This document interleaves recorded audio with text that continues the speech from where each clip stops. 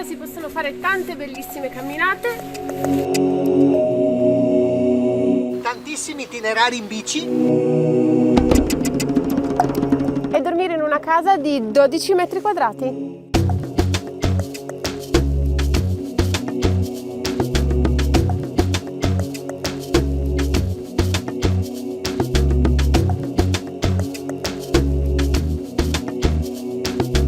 Siamo all'interno di Freeland, 12 metri quadrati sfruttati benissimo, un mini alloggio autonomo, completamente autosufficiente, perfettamente inserito nella natura. Sembra davvero di dormire in un bosco. Si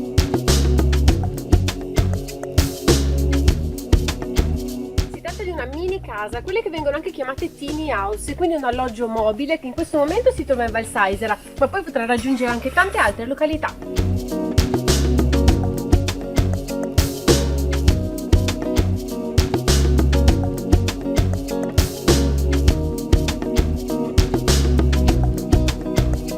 Adesso è l'ora di andare a dormire. Buonanotte.